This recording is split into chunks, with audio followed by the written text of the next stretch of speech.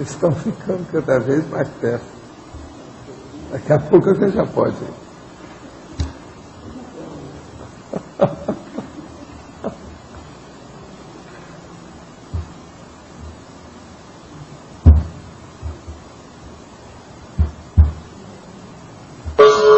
Tertúlia. Meu boa tarde aí para todos. Hoje é 7 de dezembro de 2009, segunda-feira. O verbete é o 1409. 4 páginas, 45 logias e 7 máximas. Tema: teletertuliano incógnito. Especialidade é a infocomunicologia. Definição: o teletertuliano incógnito é a pessoa, homem ou mulher, dedicada a acessar, acompanhar e até participar diariamente das 2 horas das tertúlias ou debates conscienciológicos ocorridos no tertuliário do Centro de Altos Estudos da Conscienciologia, o CAEC, transmitidos pela internet, no caso, sem se identificar anonimamente ou usando pseudônimo.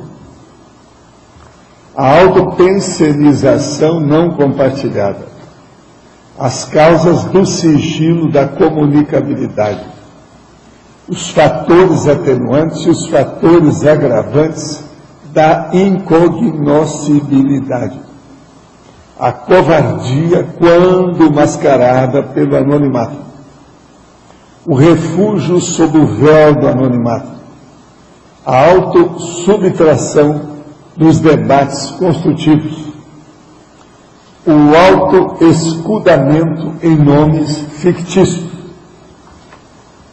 as energias conscienciais pessoais denunciadoras.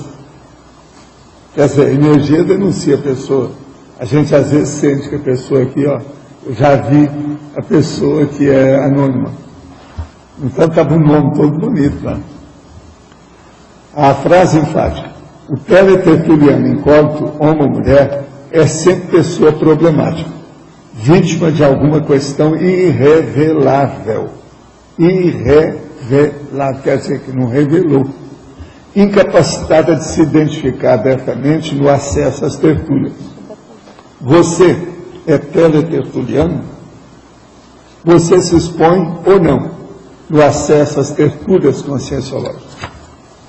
Isso aí é para nós estudarmos o teletertuliano incógnito, que realmente é uma coisa séria. Vale a pena a gente ver, porque nós estamos estudando a conscienciologia, a gente tem que estudar essa personalidade, não é isso? Agora, pergunta: durante a evolução, todo mundo passa a ser assediador antes de ser benfeitor? Ou é possível a pessoa desde o início ser assistencial e ir só ampliando o processo ao longo das vidas? Olha, eu não ponho a mão no fogo para consciência nenhuma, eu já falei aqui milhões de vezes, tudo é possível acontecer, não é isso? De modo que, mas o que acontece geralmente não é isso. Devido ao poder, que é o processo mais sério da política, que é o problema da interconvivialidade da história, quer dizer, o processo sociológico, a pessoa às vezes com poder, aquilo sobe a cabeça, ela fica grogue e ela comete deslizes, não é isso? Erros, para não falar umas coisas piores, não é isso? Enfim, ilicitudes. Esses dolos ou ilicitudes criam problema para ela, há uma interprisão grupo kármico, isso então enrola a pessoa no meio dos seus pares evolutivos, ou seja, seus compassageiros evolutivos. Agora, muita coisa disso vem porque há o processo que supita, que aflora, que vem à tona dos problemas nossos, da subhumanidade, principalmente dos instintos, né? O processo subcerebral, vamos dizer, vegetativo, umbilico chacral da história, isso tudo aí é que leva a pessoa para os desvios, as autoenganologias, enfim, essas maracutaias pequenas e grandes que a pessoa acaba fazendo uma interprisão grupo kármica. No livro Projeções da Consciência, capítulo 9, Debates Transmentais, você fala sobre grupo de candidatos a seriex próximo. que teriam a tarefa de divulgar, através da própria vida, os princípios e leis cosmoéticas. Você já teve contato com essas consciências ressomadas? Elas estão envolvidas com a conscienciologia? Escuta, o debate está aqui, ó. O livro é esse aqui. Agora, capítulo 09, a página 36 até a página 38. Eu falo aqui, ó, no dia 29 de julho de 79, depois de um domingo atípico de intensa atividade familiar com parentes vindos de fora do Rio de Janeiro. É o pouco que eu recebi de São Paulo. Segundo, sono a 0h15 de segunda-feira. Posição deitado do lado esquerdo. Então aí vem, fala uma opção de coisas, cerca de 15 consciências. Essas eram aqueles que eu já falei aqui, aquelas reuniões que eu fazia fora do corpo, que a gente fez isso até 1985. Essa aqui, por exemplo, é de 79, são 6 anos antes, 7 anos antes da história. Isso aqui, eu estava intensamente nesse trabalho, de vez em quando a gente tinha. Agora, você quer saber do povo? Ah, que o povo. Está faltando alguns, tem umas cadeiras vazias, né? Então está faltando, mas o povo é esse aqui. Tem alguns que apareciam lá, que a gente tirava do corpo.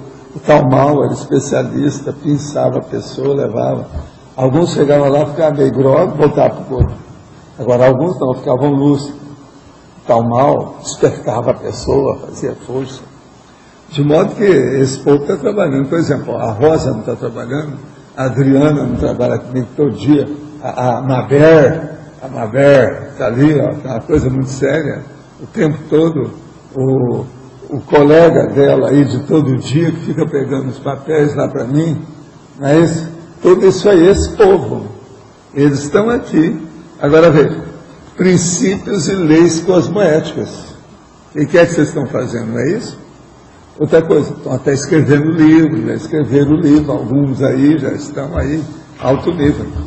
De modo que é isso aí. Elas estão envolvidas com a conscienciologia? Yes, sure, indeed. Não há dúvida. Yes, oui. Gostaria de saber qual livro que devo pesquisar para saber mais a respeito do curso intermissivo e recinto intermissivista, cujo tema foi debatido recentemente. O melhor é pegar, dividir, né, da enciclopédia, né? Que é mais fácil para a pessoa que está começando assim. Agora, curso intermissivo é bom ver. 700 experimentos tem muita coisa também. É o livro 700 experimentos. É por aí. Agora, na enciclopédia, você pega no Find, na procura, vê se você acha a direção. Agora, aqui outra pergunta. Já li o verbete Tempo dos Cursos Intermissivos, mas gostaria que o professor aprofundasse e desenvolvesse sobre o segundo e terceiro tempo. Eu já vi aqui antes e marquei volume 7º, página 5.334 a 5.337. Ele quer saber aí o segundo tempo. Segundo tempo eu falo, executivo, o sentido da intrafisicalidade para a extrafisicalidade, ou da vida humana para a intermissão pós-dessomática. A execução da Max Proex, a consolidação da conscienciologia na dimensão intrafísica, o voluntário da conscienciologia, os agentes retrocognitores das ICs, os conscienciólogos, a Cognops, a CCCI, a consolidação evolutiva das e pelas consciências lúcidas, as reciclagens humanas, o princípio do exemplarismo pessoal, período de alta aplicação intrafísica dos cursos intermissivos. A pessoa tem que procurar o complexo. O que é que eu vou montar aqui mais? Não está muito claro isso, não? É um resumo de tudo aí que a pessoa precisa. Enfim, é o que nós estamos fazendo aqui. De muita gente está fazendo, procurando o complexo. Enfim, é o trabalho da Apex. O negócio tudo é esse aqui, o segundo tempo. É bem claro. Agora, terceiro tempo. Distributivo. É o trabalho horizontal em patamar posterior da tarefa do esclarecimento, que é a TARES, da intrafisicalidade para os cursos intermissivos, através dos intermissivistas. A ciência convencional. as consciências eletrológicas, os internautas, a comunicologia, o universalismo, o rumo do Estado mundial, a holotecnologia, a biblioteca universal, a consolidação evolutiva dos trabalhos das consciências lúcidas para as consciências eletrológicas, o período da heteroaplicação intrafísica dos cursos intermissivos. Max Morex. Aqui, então, ó, já passou o complexo, já entrou na Max Morex. Então, um pouco acima daquilo. Ocorre a antecipação dos auto-revezamentos multiexistenciais por meio da colheita intrafísica. Isso aí o Loche que gosta de tocar nesse assunto aqui. Agora, o quarto tempo ele não falou nada. O quarto tempo é o recolhimento, a colheita intermissiva. Quer dizer que vem de lá. E o primeiro tempo ele não falou nada, não. Agora, ó, o que é interessante é o seguinte, o primeiro tempo é aquisitivo, o segundo é executivo, o terceiro é distributivo. E o quarto é a colheita intermissiva. Então, com isso, a pessoa vai ver. Agora, o que é que são os tempos intermissivos? Às vezes é bom, porque já fala muitas vezes a pessoa não sabe ainda. É a etapa ou período extrafísico ou intrafísico do sentido, do objetivo ou da razão de ser da cosmoeticologia, da holofilosofia e do paradireito, embasando a parapedagogia aplicada às aulas da megacognição da inteligência evolutiva para as consciências lúcidas, interessadas e de melhor saldo na ficha evolutiva pessoal. Enfim, é um problema aí de interação do trabalho entre as consciências e a interação da CCCI com a CCCE, quer dizer, a extrafísica. Isso, então, mexe atualmente com interlúdio, essa coisa toda, a coisa já está bem encaminhada. Uma outra coisa, eu chamo a atenção aqui, seria bom, o nosso amigo que perguntou aí, ver a bibliografia específica, que ela tem 13 itens com as páginas marcadas de livro que eu publiquei. São 13 livros que eu já publiquei, que estão aqui endereçados aí para a pessoa ver. Uma outra coisa também, na remissiologia, tem 7 itens muito sérios sobre o assunto. Isso aí esclarece tudo que está perguntando, segundo e terceiro. Eu acho que com isso eu falei alguma coisa aí para clarear, mais do que aquilo que está aí no livro, a pessoa tem uma ideia, né? Como é que funciona. Agora, é bom você estudar mais essas coisas através do processo da interassistenciologia dentro dos verbetes da enciclopédia da conscienciologia. Já tem muita coisa nesse sentido. Gente, eu estou aqui com a minha mão, na minha mão, as diretrizes da equipe de expansão de verbetes. É feito pela Rosa Nader, a revisão foi feita pela Fátima e pela Roseli. Agora, é impressionante os dados que tem aqui, que hoje já está bem aperfeiçoado. São 7 páginas, com detalhes de tudo que nós escrevemos nos verbetes, sobre como fazer um verbete. Está muito bom isso aqui, está técnico a situação. Uma hora seria bom era publicar isso aqui. O povo quer sabendo. Agora me conta, todas essas pessoas que estão desenvolvendo o verbete, vocês deram isso aqui para elas?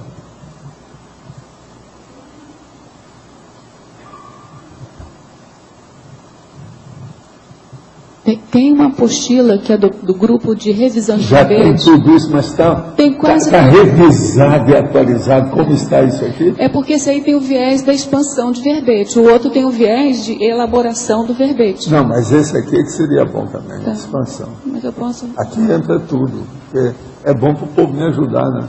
Tá. Eu recebo muito, Eu vou encaminhar então para a equipe. muitas achegas, muitas inclusões, Tá bom. muita coisa nova. Agora, isso aqui está muito bem feito. Eu não achei erro nenhum aqui nessa revisão de vocês. Eu fico um pouco frustrado quando não acho erro dessa turma, assim. Eu fico com medo dos monstros que eu estou criando.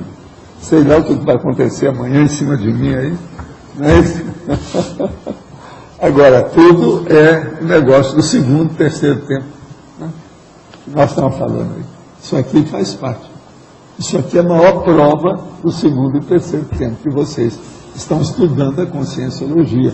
E essa turma toda que está fazendo verbete. Quer dizer, muito sério, positivo. Agora, quanto ao teletertuliano incógnito, vamos voltar aqui, pode falar, Débora. Professor, daria para dizer que existe uma gênese mais comum nesse processo, a insegurança, o medo de se expor? Não, às vezes a culpa não é bem da pessoa, ela está até às vezes defendendo outros. A gente tem que ir com calma com isso. A pessoa às vezes não quer se manifestar porque vai, vamos dizer, colocar uma pessoa constrangida que ela ama muito, que é contra a conscienciologia. Então isso tem que ir devagar para não apalpar a situação, você está entendendo? Então eu acho que o teletertuliano, por isso que eu coloquei neutro. Se ele fosse negativo, seria nosográfico. Agora, se ele fosse inteiramente positivo, seria homeostático. Ele é neutro. Tem um permanente. Eu acho muito lógico, muito racional. Tem o caso aqui do permanente, né? O esporádico, tudo bem, poderia se encaixar. O permanente, ele deve ter seus motivos, cada um tem seus motivos, a sua razão, né? Porque foi, né? Ó, o lógico chegou. Eu já toquei no assunto aí, seu aqui, para mostrar sobre o segundo tempo. Você sempre foi implicado com esses tempos, né? E você que já falou mais aqui sobre isso. Então perguntaram aí, eu li, está no 7º volume aí da enciclopédia, eu li o 2º e o 3º tempo que pediu para a gente falar alguma coisa. Eu toquei no assunto aqui, ano passado. Mas é uma coisa importante. Você quer falar alguma coisa sobre o 2º tempo? Às vezes é bom para ajudar. Esse nosso amigo, atualmente, é o tertuliano que faz mais questões aqui, mais perguntas. É esse que perguntou. Ele está estudando mesmo. Esse aí gosta de detalhe, é meu estilo, é o nome do piolho. Ele olha tudo quanto é detalhe e nuance. É esse que perguntou.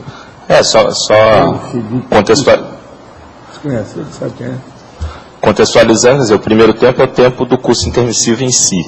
O segundo é a execução propriamente dita, da PROEX e tal. E o terceiro já é aquele extra, do ponto de vista de público, de acessar pessoas que vão ser futuros que são candidatos ao curso intermissivo, quer dizer, ajudar essas pessoas a serem candidatos a curso intermissivo. Então, você já adiantar um trabalho. E dentro da Conscienciologia, eu acho que muito das nossas frentes de trabalho vão ser pegando esse público, quer dizer, pessoas que não tiveram acesso a essas ideias mais diretamente na intermissão, na última intermissão, e vão começar a ter acesso às ideias da Conscienciologia aqui na dimensão intrafísica, se tornando ou se predispondo a fazerem curso intermissivo na próxima intermissão. Então, acho que esse trabalho do terceiro tempo, quer dizer, ter essa noção, né, Valdo, essa diferenciação, ela é muito importante. Até porque, num primeiro momento, prioritariamente, você tem que atender o seu público-alvo mais específico, para depois ampliar isso daí tudo. Né? Muito bom.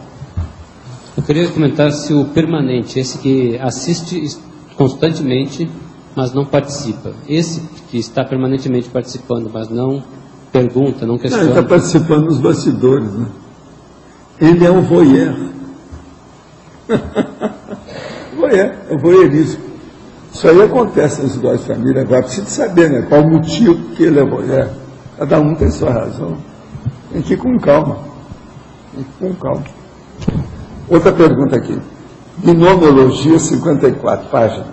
O binômio segurança intelectual, autoescondimento consciencial, poderia aprofundar? Insegurança intelectual e autoescondimento consciencial. É aquela pessoa que tem algum complexo de inferioridade a respeito de processo de mental soma, por exemplo. Tem muitos tipos, né? Mas uma das categorias pode ser isso aí. Então ela se esconde consciencialmente, ela não se pronuncia, ela não é mais da interiorização, ela não se expõe mais, não é boa de comunicação nem nada. Enfim, ela, vamos dizer, retrai o laringo chakra.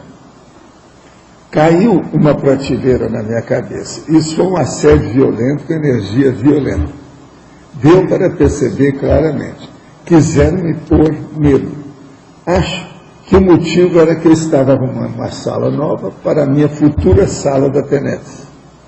Tenho muita energia solta. Está perguntando, eu tenho muita energia solta, ectoplasma? Eu tenho assistência. Como pode acontecer essas coisas sendo assistido? Primeira coisa, você deve estar um pouquinho agitadinha. Isso aí você não soube calçar estante. Estante é uma das coisas que mais caem em cima dos outros. Isso faz parte. Aqui mesmo, uma vez, caiu uma estante enorme aí, na base com uma vez, com a pessoa lá dentro.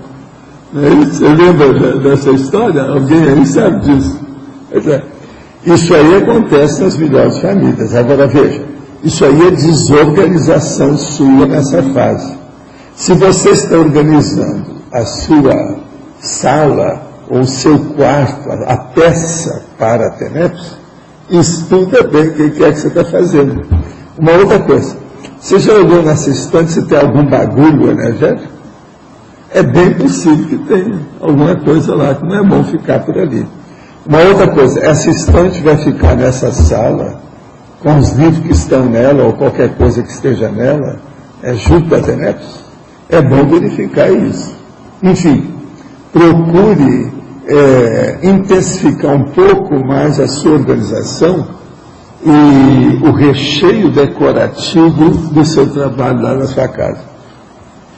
O duplo etérico, quando no evento da morte desintegra-se, evapora-se integralmente, ou supondo, se decompõe no aspecto mais denso junto ao corpo, evapora-se no aspecto intermediário, intensifica o corpo espiritual.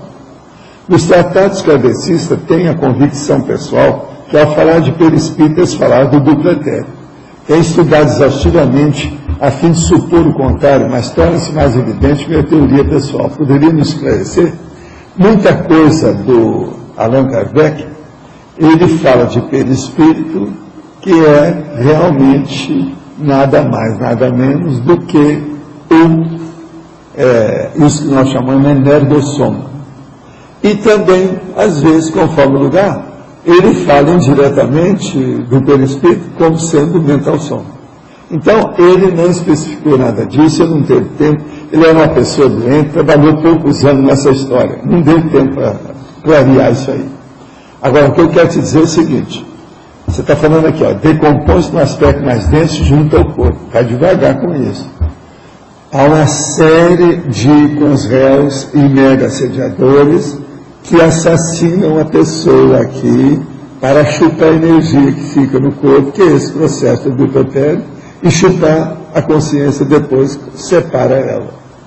Então o problema fica isso. Até chegar na segunda bessoma, há uma vampirização dupla do processo. Isso aí, os espíritas às vezes não falam, eles evitam.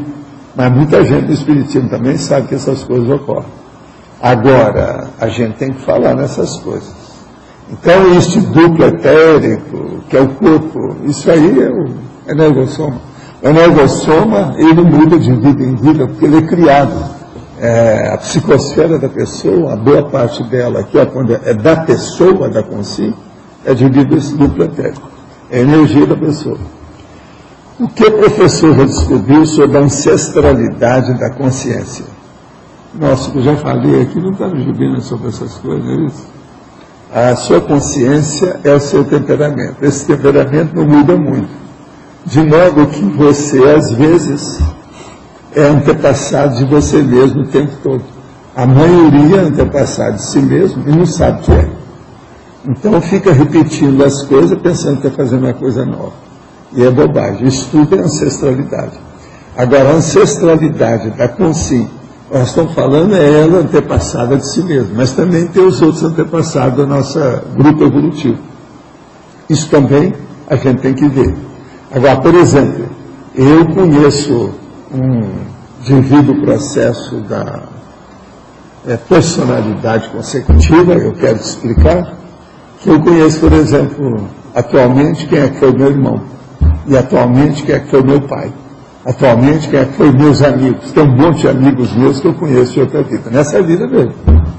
De modo que isso é o processo da personalidade consecutiva, a ancestralidade da consciência. Agora, a meu respeito, eu sei de algumas coisas devido ao processo de auto-retrocognição. Isso qualquer um acaba tendo com o tempo, devido à intensificação do desenvolvimento da órgão mnemônica, da memória da pessoa. Isso aí melhora. Mas o que mais vocês têm? Gente, vocês notaram que hoje o meu excelentíssimo amigo não apareceu. Houve alguma coisa, eu preciso saber. Isso é uma raridade. 7 de dezembro. Oi, Valdo. Eu passei na Rosa hoje lá para levar um negócio e até me pediu carona que ele vai para São Paulo e foi no Paraguai hoje fazer compras. Olha. Ah, ele vai para São Paulo. E de vez em quando ele sai para São Paulo para fazer, do jeito que às vezes já saiu algumas vezes, para fazer exame médico, check-up, etc. Sabe, nessa nossa idade, nós gostamos de fazer check-up. Faz parte do serviço. Aqui na patologia, eu queria entender melhor como é que é esse autossegregação na clandestinidade. Aqui, patologia, página 53. Onde é que está? Patologia, página 53, acho que é um antepenúltimo, né? A autossubtração dos debates construtivos, é isso que você está falando? A autossegregação da Autossegregação na clandestinidade. Autossegregação é a pessoa que se segrega. É isso que eu estou falando aí. O teletertuliano incógnito permanente, por exemplo, ele faz a segregação. Fica na clandestinidade, não aparece. Agora, tem gente que já chegou aqui e falou assim: Valdo, eu durante meses vi a sua tertúlia e nem sabia que eu estava vendo. Fiquei calado, não participei, não fiz nada. Agora, depois eu resolvi vir aqui porque eu gostei das tertúlias e queria fazer umas perguntas para você. Aí ele tira da pasta dele aquele monte de perguntas e começa a fazer perguntas. Isso tudo já aconteceu. Quer dizer, ele antes, ele segregava o processo. Segregar é esconder, acobertar. Tá certo? No caso, o problema é ele. Essa pergunta não é nem minha, tá? Eu estava chegando aqui no CEEC hoje e veio na minha cabeça muito forte a imagem da Luzia. Não sei se você lembra dela, era aquela senhora que nos formou. E veio na minha cabeça para perguntar para você se você tinha tido algum contato com ela. A turma ajudou a Luzia, logo que ela dessomou. Ela era uma pessoa muito boa e era muito assim, escondidinha. Ela não se expunha nem nada. Ela tinha uma certa complexo com a própria vida. Agora, ela foi assistida nos primeiros dias que ela dessomou. Eu lembro da história toda, eles encaminharam.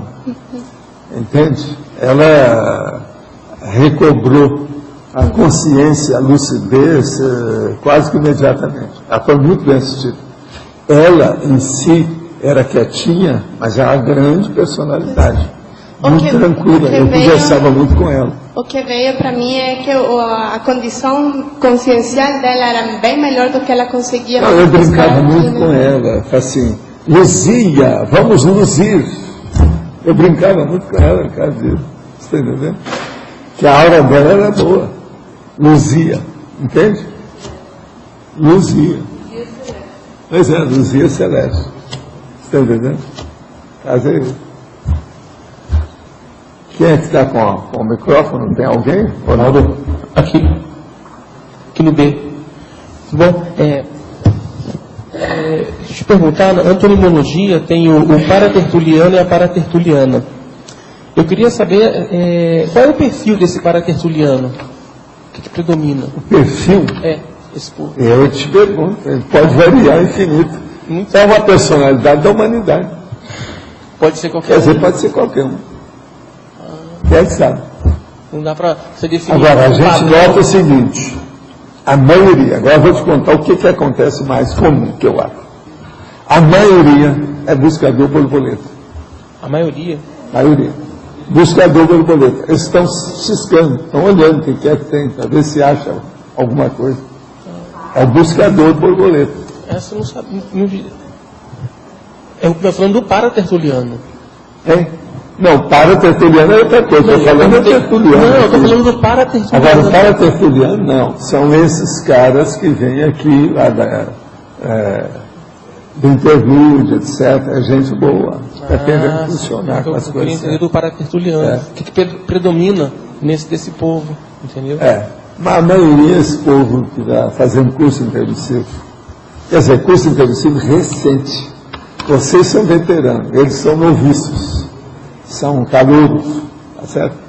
Destes também teria aqueles que participariam mais e os que participam menos também, desse grupo de paratertulianos. Não, tem uns que chegam aqui e querem ficar aqui. De vez em quando eles têm que ser deslocados. Chegam os caras e falam, não pode ficar não, vamos embora. Leva o cara. Eu já encontrei com alguns que querem ficar lá perto de casa. Um grupo de três homens, estavam querendo ficar lá perto. Aí eu saí do corpo, estava lá, aí apareceu espartano, estava conversando com eles. Não, é bom vocês ir embora, vocês já viram o que é que precisa, vamos ver como é que é. Eles gostaram do ambiente, para ver como é que é, né? Deve ter chupado as energias da gente aí, gostou, etc. Mas há uma certa curiosidade, uma grande curiosidade deles também, né? Não, ele não é. Eles viram uma coisa que vai acontecer com eles. O ideal para eles seria ressonar e logo que tivesse um pouco de consciência aparecer por aqui. Né? É isso que eles estão pensando. Para eles, pensa bem. Você já pensaram, se você estivesse lá agora, a gente fazendo isso aqui, você não ia querer fazer isso? Negócio é negócio. O povo inteligente fica puxando brasa para a própria sardinha, tá certo? É tudo correto isso aí, não há dúvida.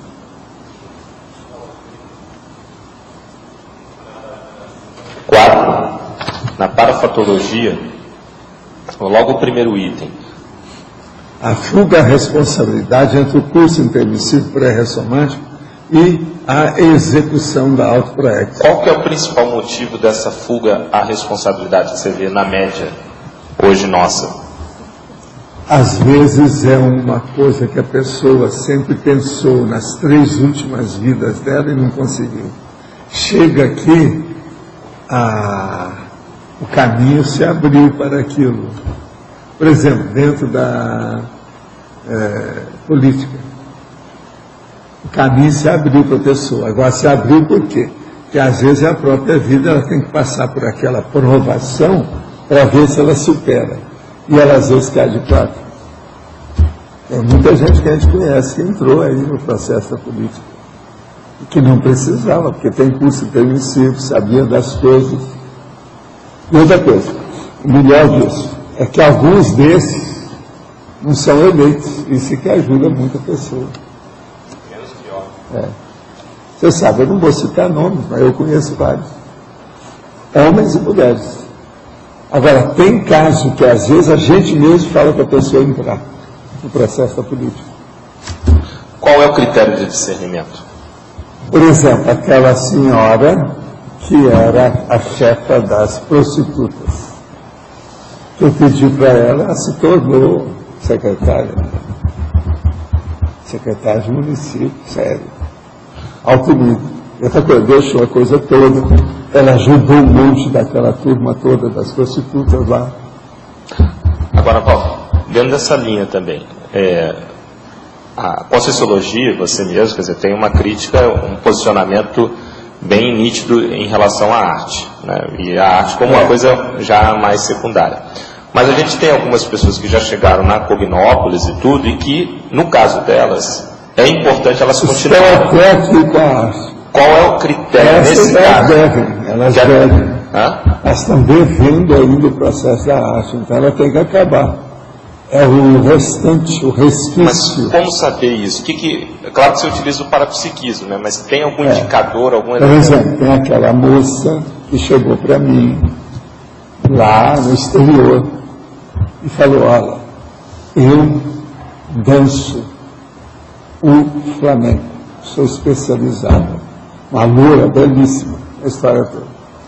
Então eu vi para você, olha, eu não estou vendo que você deve deixar o flamenco, não. É bom você ter contato com isso, por causa do seu povo, por causa do seu grupo, cara. Ela deixou, fez força, foi para outro país, mexeu, passou o tempo, No fim, ela voltou para o negócio todo, a última notícia que eu tinha estava com a família. Eu cantei a pedra no primeiro dia que eu a conheci. Quer dizer, eu não falei para ela deixar o Flamengo. E outra coisa, ela é fora de série, ela dava show. Agora, show de Flamengo, na capital do Flamengo, presta atenção, é gente boa, porque senão não aguenta a barra. Tem que saber bater o pé. Senão não é não. Agora veja, estou dando um exemplo. Hoje eu não sei como é que ela está. Agora, tiveram muito marcha contra marcha, altos e baixos, até a coisa caminhar, eles acabaram voltando. Ela arranjou o rapaz Todos os dois têm curso intensivo. E eles sabem disso. Atualmente eu não sei mais. Você tem alguma notícia dessa turma? Não. Também não sei. Agora, ela com um curso intermissivo teria que trabalhar na arte, né? Como é que você vê essa conciliação? Como é que ela qualifica essa arte? Não é isso. Ela estava presa ao processo. Agora ela vem com o ginossoma daquilo, dentro do ambiente, desde pequena trabalhando. Aquilo foi tudo. A conclusão é óbvia se você vai estudar. A moça é belíssima, própria para aquilo, cheia de vida. Você está entendendo como é que é? Ela dá um exemplo dentro do processo. Como ela nasceu lá na família, como é que ela vai mostrar a renovação evolutiva dela se ela deixar a família? Ainda não era hora de deixar a família. Eu falei isso tudo para ela, eu disse, eu sinto muito te perder, que você é um colírio que a gente tem aqui, uma rosa em plena primavera ininterrupta. Isso tudo eu falava com ela, brincava junto com o namorado dela, com as coisas todas. Como é que uma pessoa, então, que fez curso intermissivo pode ter tanta interprisão que ela não pode sair de lá para atuar mais naquilo que ela aprendeu no curso? Não, você veja bem, essa louraça lá não era fácil. Uma inteligência. Tudo. Eu ainda falei para ela, qualquer coisa que você se dedicar, você vai sair bem. Você é polivalente, é versátil. Olha bem essa história. Mas, Espanha, Flamengo, o que você quer? Você quer mais rabo preso ou grilhão do que esse? Presta atenção. É igualzinho a pessoa que nasceu na escola de samba do Mangueira, no Rio de Janeiro, no Morro. Como é que vai ser? Então, mas Valdo, como é que ela chegou no curso com uma interprisão forte, assim? Qual que é a lógica disso? Ela deve ter vindo aqui e falou assim, eu quero mudar. Mas ela queria mudar sem pagar. Você está entendendo os dividendos que ela devia? Ela queria saltar, pular, fazer o jumping. Queria queimar etapas. A situação era essa. Eu expliquei isso tudo para ela. Agora, sabe, para mim, ela não entendeu muita coisa, porque ela é muito menina, né? Muito moça. Isso aí prejudicava ela. Quando amadureceu, a ficha caiu. Então ela tem que vir, entrar nesse processo, sair, ou ela fica nele também? Não, ela entraria lá para ver o que ela poderia ajudar, porque espanhol, você sabe, é conservador. Ainda mais que essa turma aí é de uma tradição que é uma violência. Você veja, dentro dos lugares que não tinham essas coisas, eu chegava para dar meus cursos e as minhas palestras lá, minhas conferências, tinha festa para mim. E outra coisa, festa assim, igual aquela que teve aqui, de 4 horas de apresentação de dança, de declamação, de poesia. Agora veja, é uma turma de parapsicologia com espiritismo. A turma de Valência, por exemplo, lá de Alicante, era desse jeito. Aquela turma. Agora, cada cabeça um negócio, mas tudo envolvido ainda com o processo de arte, as coisas todas. Uma outra coisa, cada curso que a gente dava para eles chegava e dava uma joia para a gente. Durante muito tempo eles me deram uma caneta que eu usei, caneta super especial. Tal. Você está entendendo? Uma coisa assim, gente de vamos dizer, uma receptividade, são anfitriões. Parece de 1000 anos eles sabem fazer, sabe, a recepção do povo, dos convidados. Impressionante eles. Agora levava e tinha uma festa para a gente. E outra coisa, você perdeu, porque tinha comes e bebes, etc. Agora isso, com a minha equipe toda, porque eu ia sempre com vários junto comigo do Instituto. Quantas vezes nós não chegamos com essa turma? Fora de série. Se não entendi se a ideia era trabalhar com isso, resolver as questões e sair, ou ela poderia permanecer ali nessa vida? Aí agora é com ela, né? Precisa ver o que ela vai conseguir com o passar do tempo. Uma coisa, ela não vai esquecer o curso intermissivo. Cedo ou tarde aquilo supita, vai aparecer. Isso vem à tona, vai irromper de uma hora para outra. Isso é inevitável. É preciso ver o que vai dar, né, com o tempo. Agora, Valdo, por exemplo, pegando o caso até que está aqui sempre atuante, que é o Pedro Marcelino, né? Ele até comenta que ele achava que ele tinha que largar aquilo, e quando conversou com você, você não falou isso. Ele está aqui. A mesma coisa é o nosso amigo que estava aí, ó. Ele também é dessa turma. O Flávio, acho que está por Flávio. aí. Como é que é isso aí? Quer dizer, nesse caso já está mais, não está tão A preso. gente vê que a pessoa, ela é polivalente. Ela está de um lado, está do outro. Aquilo, ela não se prende. Ela é capaz de fazer mais do que isso. O Pedro é fora de série. Ele é muito moço ainda, muito menino. Mas ele, qualquer coisa que ele entrar também, ele sai bem. Ele é bom. Outra coisa, você já viu como é que ele é organizado?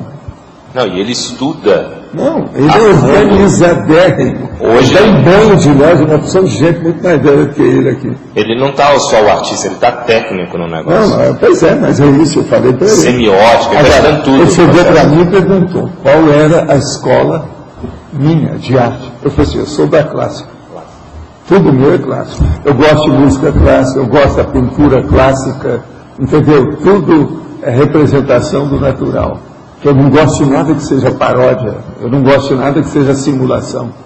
A arte, a maioria é paródia, simulação, é tapeação. Eu não gosto disso. Então, a arte moderna, então, eu acho de vomitar. Eu fui lá no Guggenheim, mas não vomitei, não. Eu segurei a barra. Fui só para dentro do bairro, anotei as coisas e tal. Vi aquilo tudo desde que eles fizeram. Foi logo no início que fizeram o negócio grandão. Guggenheim. Mas não dá, né? Eu acho a opção de besteira, tem muita coisa, não dá. Agora, Valdo, aqui embaixo. Agora a arte se expressa na literatura, no texto literário de maneira exacerbada, emocional, aquele emocionalismo exacerbado. Como é que a reciclagem desse talento, ou melhor, a reciclagem desse talento pode transformar o texto metacionástico, sensibilizar o texto metacionástico? É o curso primário que a pessoa fez. Sim. Agora, a supergestão, a média gestão da pessoa deve ser o curso superior. Então, isso que eu te pergunto. Considerando que uma boa parte de nós deve ter feito muita literatura no passado, ou deve ter passado muito perto, ou se não fez, apreciou. Justo. Eu mesmo entrei nessa. Justo. Então, se não faz, apreciou, enfim, mas fez, vem fazendo, ainda faz. Como é que a gente pode reciclar esse talento? Ou a reciclagem desse talento? A melhor coisa é fazer do jeito que eu tenho tentado fazer. Eu tenho tentado dar o exemplo disso. Eu pego a arte que eu conheço, aquilo que eu posso me exercitar, e coloco a mensagem minha da conscienciologia em cima disso. A hora que eu trago um verbete, que tem até acróstico, eu já lancei mão de todos os recursos. Eu estou usando os dispositivos da minha mão, os instrumentos que eu tenho. Esse aqui é o caminho. Agora, o que eu vejo é o seguinte. O que eu falei sobre primário? Uma pessoa, por exemplo, ela pode fazer o primeiro livro dela, ainda tem muita literatura. Ok, tudo isso é normal. A gente admite, está tudo certo. Agora, aquela obra-prima que ela vai fazer depois, que ela estiver madura, traquejada, experiente, que já é veterana, isso aí já deve ser pós-graduação do doutorado. Já não é mais o pré-maternal da arte. Então, agora o que eu queria entender é o seguinte, a maturidade na reciclagem desse talento, ou uma reciclagem madura desse talento, apareceria num texto mental-somático de maneira mais sensível? Ou a sensibilização através do texto mental-somático? Não, isso aí, se não deixar, se a pessoa não tiver cuidado, não é que não apareça. Vai monopolizar o interesse da pessoa, e ela não sai disso, ela vai repetir a vida. Eu conheço vários que estão repetindo. Então a pessoa fica no mais ou menos, ela não fica no real, naquilo que sabe fazer, ela fica no mais ou menos. E ela se instala, se acomoda, e assim é uma porção de pessoas. É porque a gente lê o teu texto, Valdo, e a gente vê assim que você consegue fazer uma sensibilização da pessoa num texto altamente consistente do ponto de vista mental-somático. Pois é isso que a pessoa tem que pensar para chegar lá, né? Ela tem que ver por aí. Agora veja, mini-dissidentes. Tem a opção de mini-dissidentes que são mini-dissidentes de cada arte. Pensa bem, o grupo certo dos mini-dissidentes que nós já tivemos aqui nesses últimos 30 anos comigo, a maioria é de arte, uma boa parte. Eu não vou citar números aqui, mas só olhar, ver o que as pessoas estão fazendo. Ver por onde que elas enviesaram. você vai ver que tem arte no meio. Por quê? Ela se sente mais fácil. Fica com um lado melhor, mais suave, mais suave, mais simpático. mais acessível, não precisa de suar sangue, entende? O problema todo é esse. Em vez de suar, ela arranja o suave. Sabe como é que é? A arte é suave, em vez de suar sangue, com o processo mental som. Agora, essas coisas ocorrem nas melhores famílias. Eu penso o seguinte, essas pessoas que ainda estão fazendo isso, nesse nível, elas estão errando menos. Tem outras que estão errando mais. Só aquelas que viram as costas não quer saber de nada. Então, julgou o curso intermissivo, o buraco. Né? Ainda nessa linha da arte, como que a gente faz dentro desse meio que a gente está? Eu também estou um pouco, só que eu estou tendendo para um lado mais técnico, da parte escrita, enfim. O problema é o seguinte, coloca racionalidade, lógica, em tudo que você faz que entra alguma conotação artística. Quer dizer, logicifique a arte, racionalize a arte dentro do processo da conscienciologia. Aí você vai errar menos. Você vai acertar muito mais. E pelo contrário, você pode enriquecer bem o que você vai fazer através da arte. A arte, gente, é uma linguagem. Precisa de saber usar uma linguagem boa, para não ser encheção de linguiça, para não tapear as pessoas. Então, sendo assim, a coisa funciona. E, por exemplo, seria uma condição positiva, porque assim, se eu estou entrando para um lado mais técnico, eu não estou fazendo tanto não estou mexendo tanto com a arte em si, entende? Estou entrando para um lado mais técnico, que é a parte dos livros dentro da Editais. O que eu tenho feito hoje, em vez de eu fazer o trabalho em si, eu tenho dado aulas para as pessoas, para elas aprenderem a fazer isso. Isso ajuda. Agora também ajuda você a encaminhar, né, essas pessoas com um objetivo maior, a partir dessas aulas. Encaminhar em que sentido? Agora, outra coisa séria é não fazer as tolices que tem, porque a arte acaba levando as pessoas para a tolice, muita bobagem, ao tolicionário. Por exemplo, o tanto de publicações sérias que tem aí, inclusive essas revistas da semana toda que tem aí de notícias, elas trazem hoje aquele negócio do olho, que é as frases enfáticas, no meio do texto, em outra cor. A cor é desbotada, você não lê. Agora veja, tudo quanto a revista tem isso atualmente. Isso é mania dos designers. Por que eles fazem uma coisa que não lê? Por que não colocam um azul não forte naquilo ali para todo mundo ler? Quer fazer outra cor? Põe um azulão. Vai ler, todo mundo vai ler. Agora a pessoa faz aquilo como se fosse para encobrir o texto. Quer dizer, uma coisa totalmente irracional do Haltos, do Hilde e do Rhodes. Não tem, eu não entendo isso. Agora veja, é pensamento de artista. O artista é o seguinte, ele quer expor, quer fazer, quer aparecer. Você está entendendo? É o egão. Uma bobagem. Outra coisa, é o artista que vai no bico da moda.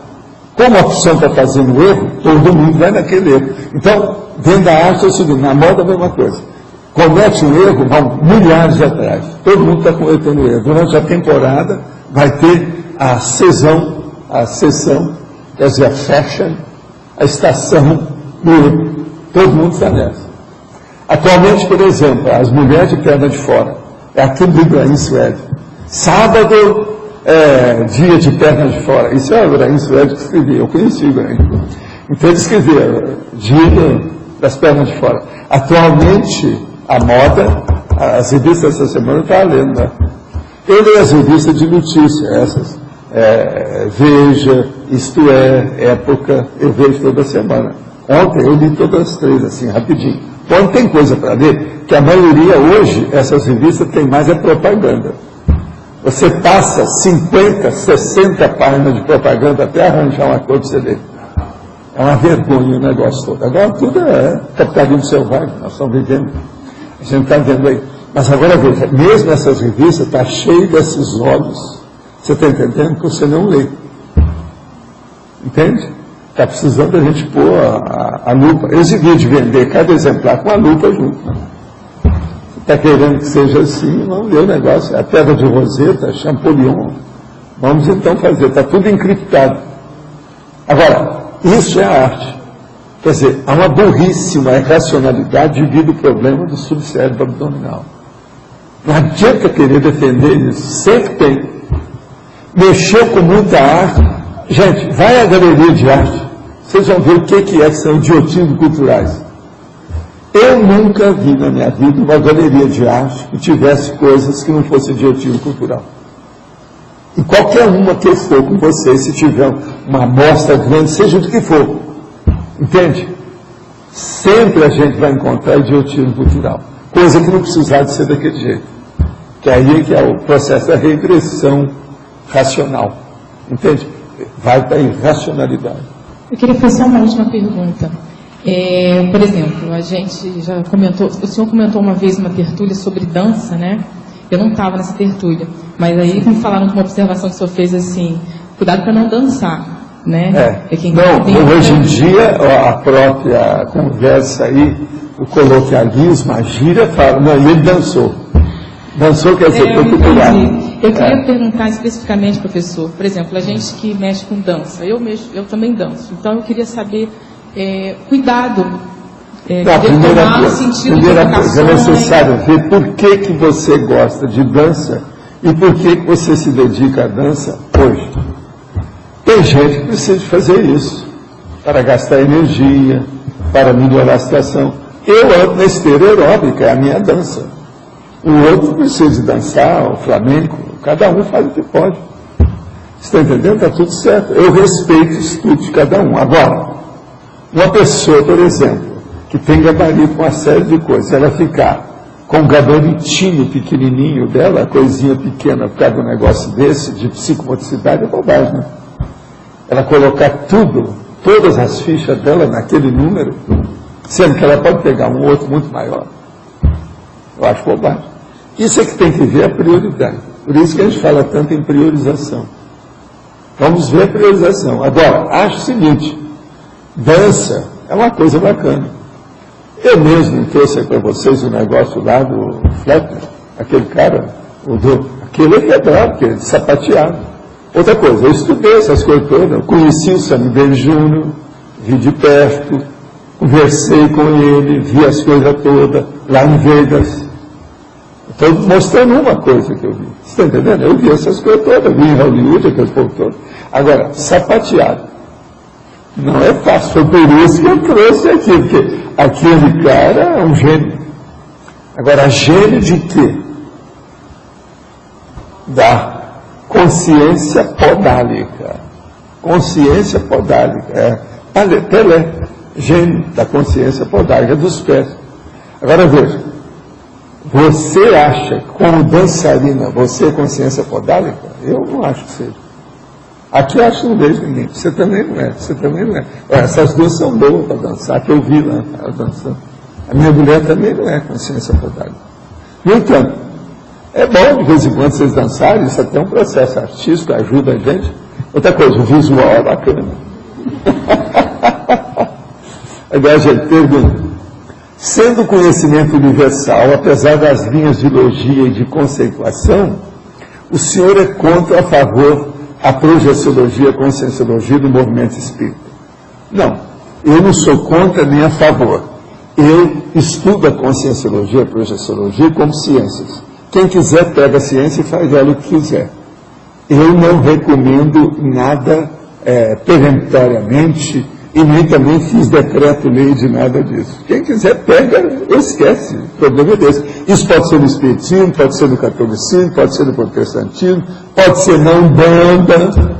Eu tenho de vez em quando encontro com a opção de gente aí que é da Umbanda que está estudando a conscienciologia. Cada um faz o que pode. Agora, o que eu vejo é o seguinte, eu sempre recomendo isso, não é bom ficar com um pé num barco e outro pé no outro. Isso acaba dando naufrágio. Naufraga a pessoa e naufraga os dois barcos. Olha bem o que a pessoa vai fazer. Por quê? Porque, por exemplo, no Espiritismo. O Espiritismo hoje é uma religião cristã igual às outras. É uma seita cristã. Isso aí, você sabe, o povo é fanático. Cria problema. Eles falam universalismo, mas não são universalistas. Eles puxam só brasa para Allan Kardec e Jesus Espírito. Se a pessoa começa a falar em Conscienciologia, pode criar problema para ela lá dentro. Ela, então, até um certo ponto, às vezes, não vai ser sincera com os espíritos. Ao mesmo tempo, ela não vai ser sincera com os conscienciólogos. Então, é uma coisa vendida. A pessoa está se vendendo. Ela está no meio termo. Até que ponto que isso pode ser bifrontismo? Isso é anticosmoético. Então, é uma coisa para se pensar. Agora, no início, a pessoa está estudando, está na fase de transição, ela está estudando, a gente entende tudo isso. Mas uma pessoa que fica com um pé num barco e outro pé no outro, isso aí é problemático. A gente só avisa, cuidado com isso. Em interaciologia, página 54, a interação trio, aluno, telealuno, para-aluno. O senhor poderia falar mais sobre essa interação? O problema aqui é o seguinte: aluno, nós sempre temos aqui, são esses que estão aqui agora. Telealuno é você que está me ouvindo aí. E para-aluno é aquela consciência que quando eu entrei aqui que não tinha ninguém, ela me abordou. Agora veja, dizer para vocês, um rapaz, mais ou menos de 39 anos, o cabelo liso, grande, tipo ruivo. A hora que eu fui saindo aí do camarim, vim para cá, ele me abordou. Agora eu vi que ele estava com um dos nossos amparadores, vi que era coisa séria. Agora, ele queria saber o seguinte, falou para mim o seguinte: eu vi as tertúlias à distância, não podia chegar aqui. Hoje eu vim para chegar aqui. Então queria acompanhar você. Desde que você saiu do seu escritório até aqui, eu estou atrás de você. Mas eu só percebi a presença dele aqui dentro. Ele não se revelou. Agora, tinha um dos nossos amigos com ele aí. O numerador estava lá perto, tudo isso. Agora, então você veja, esse é um para-aluno. Agora, o que é engraçado é o seguinte, eles fazem essa pergunta, eu nem lembro de ter isso aqui no texto, eu nem sabia. No entanto, aconteceu. Pois é. Que é o para-aluno. Mas aqui o que ele está perguntando é aluno. Então, vocês são os alunos. Ela que está perguntando lá é a telealuna. E ele aqui é o para-aluno. O que veio comigo. Ele está aqui. Eu vi que lá pela Santa ele sentou. Aí apareceram mais 3 ficaram perto dele lá. Tinha uma mulher no meio deles. Agora, de modo que o processo de interação é isso. A gente fala aquilo que pode. Agora, você que trabalha na televisão, você tem esse povo todo com você de olho.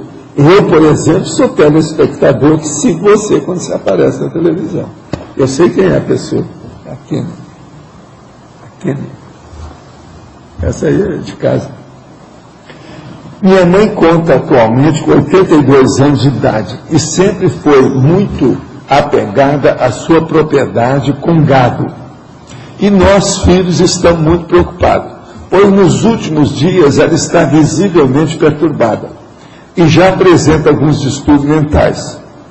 Seus pensamentos e conversas giram tão somente sobre a sua propriedade rural e sobre a constante disputa entre ela e sua cunhada, também com 82 anos de idade.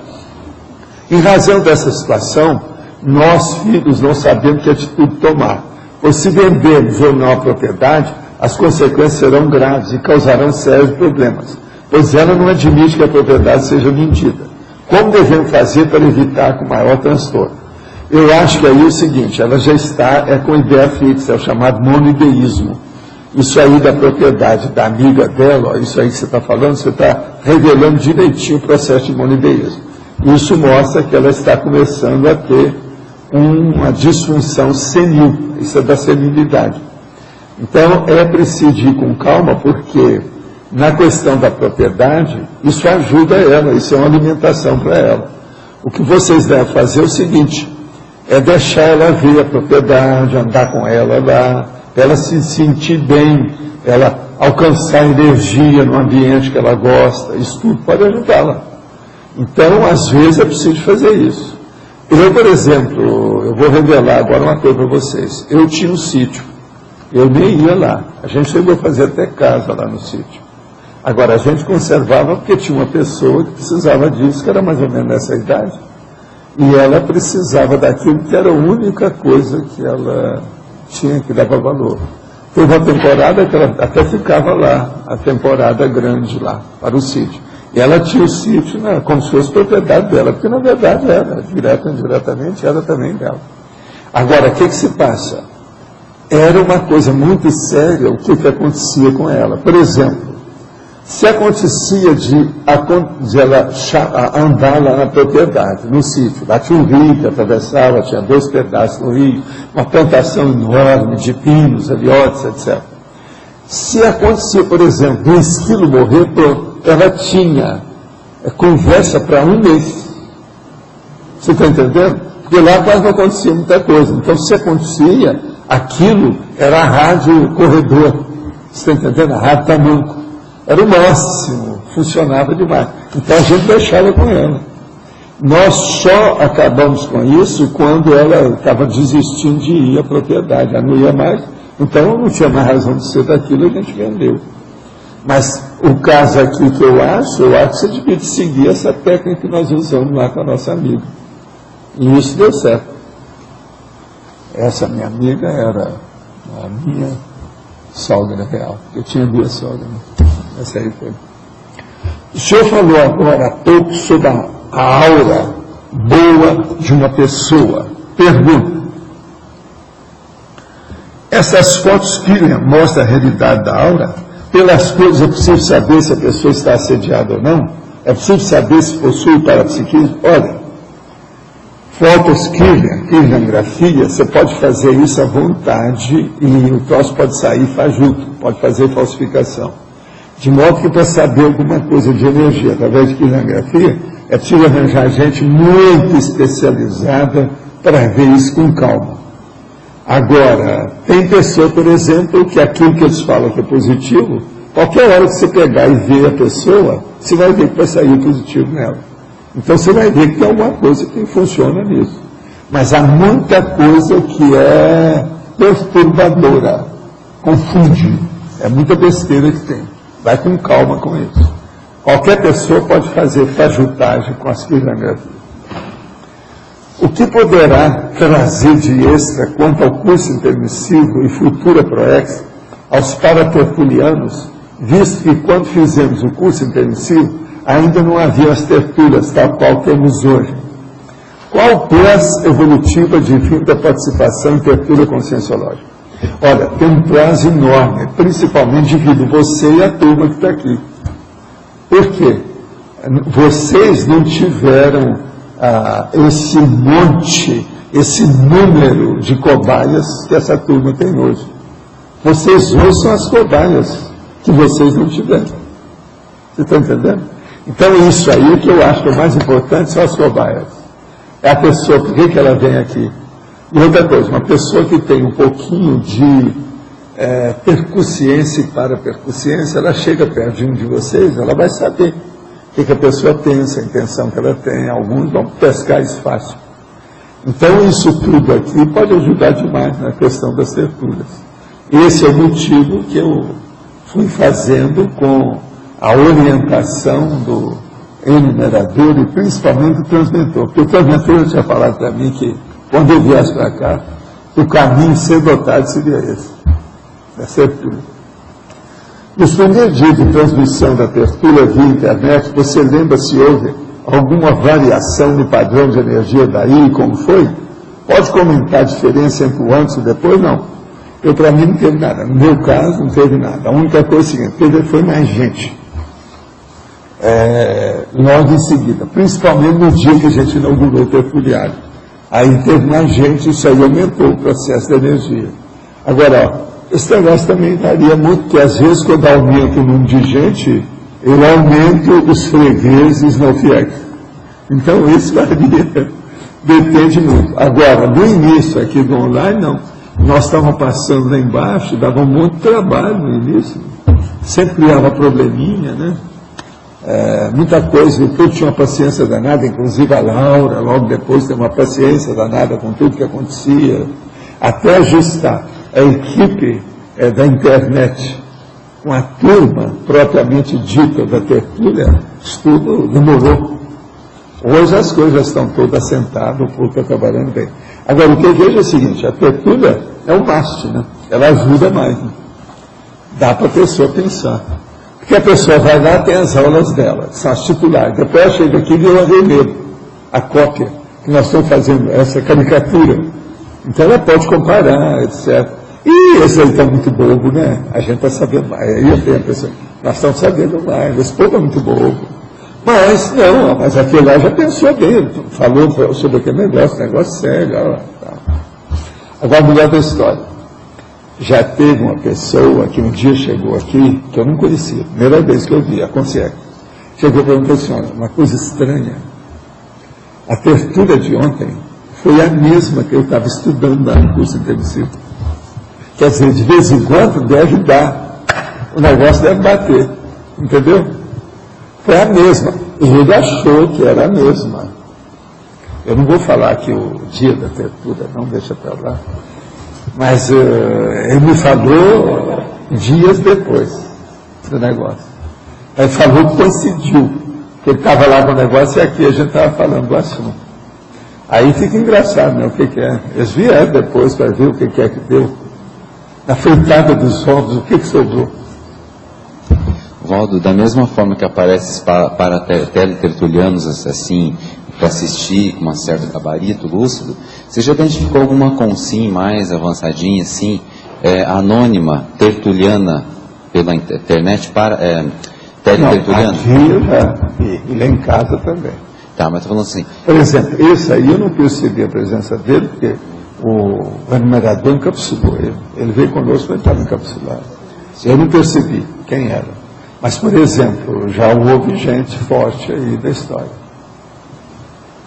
Naquele dia que tiveram aqui os 5, sabe, os preceptores, tinha gente aí forte. Eu mesmo já cheguei aqui, já falei para vocês, só não falei o que era. Pessoal, hoje está cheio de energia aqui e tal. Não, mas e com sim? Não, com sim eu já vi gente boa que já me falou depois. E ninguém sabia que tinha visto. E outra coisa, há uma assim, surpresa, né, que a gente tem com isso, né, que a pessoa vê, às vezes tem. Agora, o que tem acontecido mais isso são parentes de jovens que vê a tertúlia. São esses caras que, buscador borboleta, que vê tudo na internet, acaba descobrindo que tem a tertúlia. Então começa a ver. Às vezes se interessa por aquilo. Aquilo pega uma pessoa da família. Isso às vezes tem acontecido. Haveria possibilidade de um evoluciólogo intrafísico acessar o online, assim? Não, eles sabem disso. Se ele é evoluciólogo, ele sabe o que nós estamos fazendo. Tem gente aí que sabe. Eu sei por causa dos meus processos. Mas tem gente que sabe das minhas coisas desde que eu publiquei o livro 700 experimentos. Em 94. Tem gente que eu sei que sabe. Foi mais ou menos nessa ocasião também que eu vi uns negócios aí, o caso da Anaximandra, do ponto de vista, Valdo, de assistência, a tertúlia hoje, comparando com as viagens que você fazia, as palestras que você dava e os cursos, como é que você faz essa análise do resultado assistencial, de esclarecimento? Não, tudo aquilo que eu fazia é para preparar isso que eu estou fazendo. Já é um outro nível. Tudo foi apenas o reversal, o ensaio. Aquilo que a gente está fazendo para arranjar vocês, porque senão vocês não iam aparecer. Todo esse trabalho foi trabalho de, vamos dizer, desterruar, abrir o caminho. Senão a estrada não ia ser construída. Nós agora estamos começando a fazer o asfalto. Ainda está na base de pé de moleque, etc. Tal, paralelepípedo cortado, aquele negócio. Mas nós estamos indo. Vai chegar um ponto que a gente vai colocar o macadame, asfalto de alto nível e tal. Essa questão do teletertuliano, poderia começar a entrar teletertuliano com um nível de conhecimento maior para ajudar também aqui? Para mim, tem alguns deles que de vez em quando já estão inspirando algumas pessoas aqui. Isso acontece. No caso, para. Não, é quando tem afinidade, né? O processo todo é de afinidade. Isso não está na mão da gente. É a pessoa que sabe, né? Junto com a outra. Porque as pessoas são afins dependendo de você. A consciência é consciente. Às vezes já tem afinidade. Porque... Vocês já pensaram, por exemplo, os parentes da outra vida de vocês que estão lá, às vezes aparecendo na interlúdio? Não é tudo. Isso mexe com vocês, inevitavelmente. Agora, ele chega aqui e vê, às vezes tem afinidade, tendo afinidade, às vezes ele tem abertura. Existiria o caso do para-tertuliano inspirar a nós que estamos aqui, né, na tertúlia ou diretamente, poderia estar inspirando o teletertuliano também a fazer essa pergunta. Esses que são mesmo assim de alto nível, esses para-tertulianos, todos eles são orientados. Ninguém está solto demais. Os que vêm aqui, eu vejo tudo tem gente atrás. Eles não entram aqui à toa. Porque se entrar o Lava Jato, pega os caras. Logo quer saber como é que é a situação. As coisas aí são muito regradas. Por exemplo, esse nosso amigo, ele veio lá do escritório para cá. Eu não percebi nada, eu só percebi aqui. É bem claro. Está vendo? É tanto que eu estou descrevendo como é que eu vi direitinho a situação. Agora, veja bem, eu saí, eu vi o meu escritório, o que eu estava fazendo. Eu estive lendo lá durante 1 hora antes de vir para cá. Entende? Não teve ninguém ainda que acompanhou isso, renasceu e está aqui ainda já para... Não, tá, mas é gente ainda que está muito menino. Eu penso que daqui uns 10 anos vão começar a aparecer mais gente, daqui uma década. Vai aparecer mais gente assim que vai ter alguma coisa, vão começar alguns fenômenos, né, de entrosamento, de ideias, de condições. Eu penso que dentro de uma década isso é capaz de acontecer. O sinergismo entre extra e intra vai aumentar bastante, né? Isso vai ser inevitável. Alguma coisa vai acontecer. Professor, além das perguntas e da doação de energia, existe alguma outra forma da gente aqui ajudar os paratertulianos? Olha, o caso todo é o seguinte, é isso que você está fazendo aí, é participar. A participação, se nós intensificarmos o nível de debate das tertúlias, isso ajuda todos os tertulianos. Ajuda o tertuliano, o para-tertuliano, o teletertuliano, a mulher, o homem, todo mundo. O problema é nós enriquecermos isso que a gente faz. Você já deve ter notado que eu estou fazendo força dentro dos meus detalhes para mostrar as coisas. Você veja hoje, ó. Hoje eu preparei aí, trouxeram o livro lá, o Projeção da Consciência. Eu falei sobre a enciclopédia, volume 7. Né? Eu faço o que eu posso. Eu trouxe o problema da turma que está estudando aí. Faço uma leitura aqui, de vez em quando eu tiro os trechos, os excertos da leitura do texto para falar para vocês. Isso tudo é visando enriquecer o processo da tertúlia. Quanto mais vocês conseguirem enriquecer a tertúlia pelos debates, mais você vai ajudar o teletertuliano. Então, essa participação, às vezes, é que é o mais importante aí que a turma faz. Entende? E com o passar do tempo, vocês já estão percebendo que eu peço, por exemplo, a Arlindo, peço o Loche, peço a Adriana, a Rosa, às vezes a Nara, o Djalma, para falar certas coisas da área de vocês, para não ficar só eu. Que aqui o importante é nós fazermos uma aula grupal. Você está entendendo? A docência grupal. E com todo mundo participando. Isso é que é importante. Por isso que eu estou sempre a palavra. Eu nunca cerceei a palavra de ninguém aqui. Eu deixo falar, tal. Às vezes, até repetir as coisas, a gente deixa. Outra coisa, eu mesmo, às vezes, repito aquilo que a gente já falou, que é de propósito. Então, isso tudo é para clarear. Outra coisa também. Tem um negócio que a gente ajuda e tudo isso fica em silêncio. Eu, às vezes, por exemplo, coloco umas ideias totalmente fora do contexto.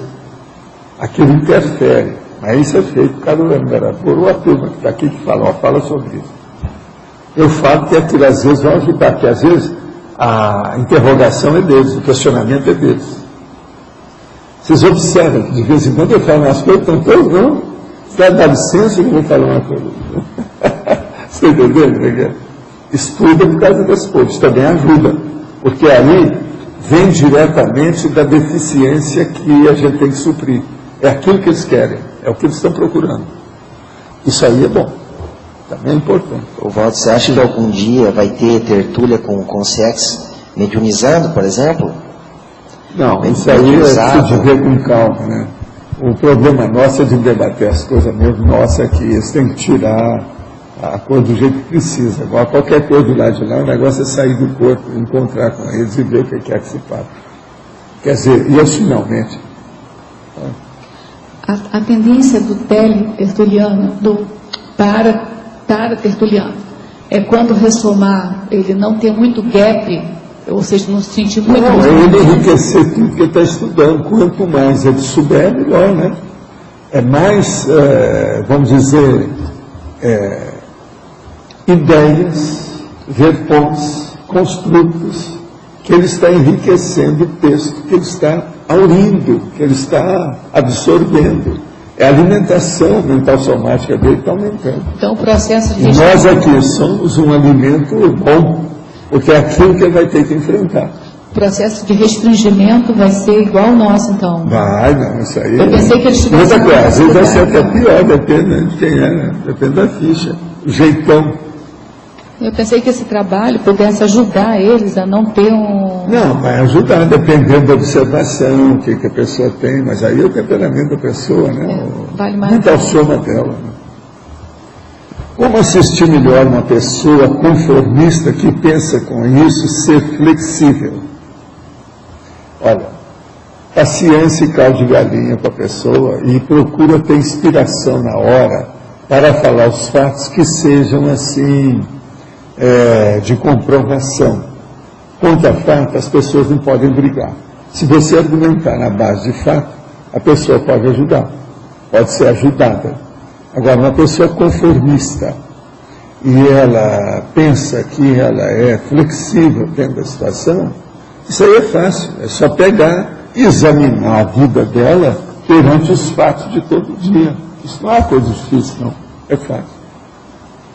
Qual a melhor abordagem a ser feita com crianças para iniciar com a conscienciologia sem ser dogmático ou doutrinário? A primeira coisa é trabalhar com o processo da energia e mostrar a energia para a pessoa. Mas para isso é preciso ter o pai, mãe ou responsável da história, que não pode entrar sem mais nem menos nisso.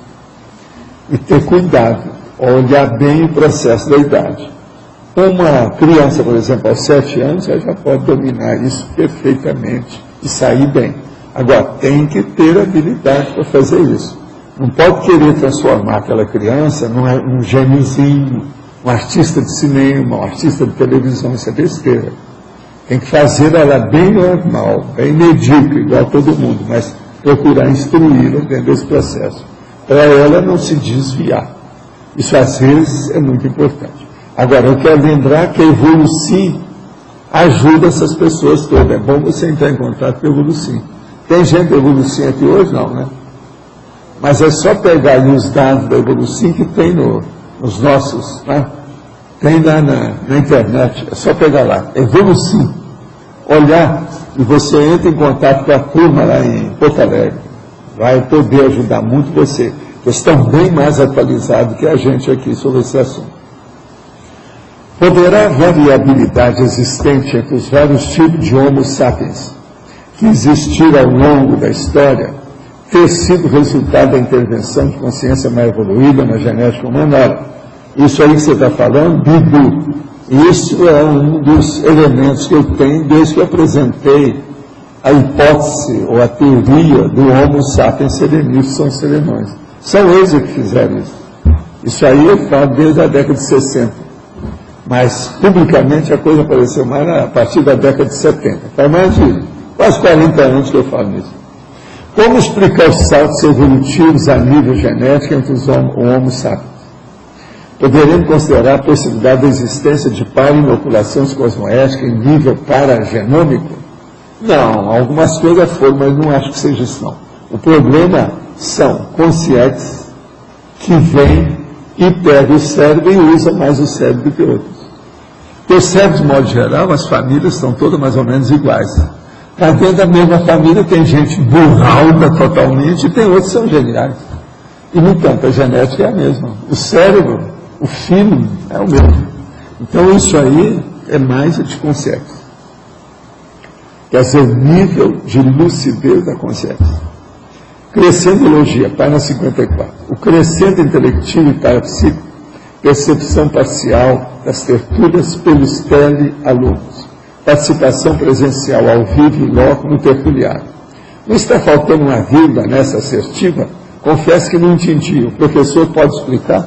Deixa eu olhar aqui. Crescendologia.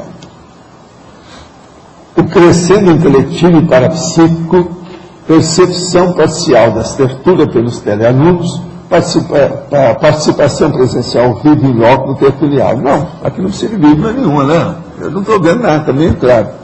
Então vamos explicar a você. O crescendo é intelectivo e paraperceptivo, ok? Qual é esse crescendo? É a percepção parcial das tertúlias pelos telealunos, aqui. E a participação presencial ao vivo e loco no tertuliário, aqui. É isso aqui que é o crescendo. Agora, o que é que eu quero falar? É que esse rapaz que esteve aqui comigo, que está aqui, né? Ele não está ali, está aí sentado. Agora, o que se passa? Esse rapaz que está aí, ele vai passar por isso. Amanhã ele vai sentar aqui, ó. Em vez de hoje ele está sentado aqui invisível, amanhã ele vai ser tangível aqui no lugar que vocês estão. É isso que eu estou falando, eu crescendo. De lá ele vai virar aqui, ele vai ser um tertuliário direto. Eu acho que com isso eu expliquei, né, o que a pessoa não entendeu aqui. Não precisa de vírgula nenhuma, não. Tá? Já que vocês comentaram sobre a arte, gostaria que o senhor analisasse meu caso. Sou filha de mãe professora de letras e largou tudo para ser cantora profissional. E meu pai é músico famoso. Veja, colega, você é minha colega. Pensa isso, minha mãe era professora e tocava a bandolim e acordeon. Meu pai era dentista e tocava flauta doce. Agora, boa parte da minha família paterna e materna é composta de músicos. Bidu é meu caso também. Lá em casa tinha uma orquestra. Presta atenção, eles faziam a cortina sonora dos filmes mudos da década de 30. Fui criada no meio artístico, com todos os prós e contras desse meio. Bidu, eu também. Agora, depois disso, espontaneamente, eu mesmo fui a Hollywood para fazer alguns cursos. Nunca me envolvi com arte, apesar da pressão mesológica, pois sempre tive muita convicção, desde criança, que se eu me envolvesse, seria um caminho sem volta. Sou a primeira da geração do meu pai a cursar uma faculdade, mostrando a todos que há possibilidade de ter outra profissão além da música. Como posso fazer o paralelo dessa minha realidade com o meu curso intermissivo? Isso mostra que você veio para dar uma lição para essa turma sua, do jeito que eu dei para a minha. Você é uma cobaia que veio para dar uma lição para esse povo. Vamos sair do psicossoma e ir para o mental-soma. Vamos sair do processo da, vamos dizer, a vida mais fácil para uma vida que exige um pouco mais. Você sabe que tem vários nomes para isso, mas o problema todo é a coisa mais fácil e a coisa menos fácil. Professor? Música é a repetição de vidas anteriores. Então, olha, o seu caso é o meu. Pensa bem nessa história. Agora me conta, você é a mesma pessoa que quer vir aqui para ver o meu processo dos remédios? É você? Professor? Eu não sei se é. Você acha que é a mesma? Professor? Então é. Então eu adivinhei, eu guardei o nome dela. Sim. O senhor coloca sempre a arte voltada para a parte da emoção, né? Sim. Só que a gente fica em cima disso, né? Tem pessoas que estudam música, estudam artes plásticas também, musicologia histórica, contraponto, harmonia, e ralam bastante para fazer isso. Então, e como generalizar que essas pessoas estão fazendo uma coisa mais fácil? É mais fácil, sim. Veja bem, fazer uma sinfonia não é tão difícil. Se a pessoa só ela começar a entender música, ela saber a leitura da pauta, e ver como é que é isso, e depois ver como é que esses instrumentos todos funcionam. Aquilo tudo é matemática. Quer coisa mais fácil que a matemática da música? Você sabe que é, né? Uma pessoa que mexe com matemática sabe disso. Por que é que um monte de matemática, por exemplo, acaba sendo violinista, etc., um monte deles? Por causa disso. É uma coisa que não é tão difícil, se a pessoa for pensar. Porque é uma coisa material. Difícil é a abstração, entendeu? Da paranormalidade, parapsiquismo, problema da cosmovisão da consciência. Esse é difícil. Agora, a música não. Você está repetindo, por exemplo, você bate aqui, ó, tem que ser música. Entendeu? Agora veja, compasso, tom, a melodia, os problemas todos, isso aí com o tempo a pessoa sabe.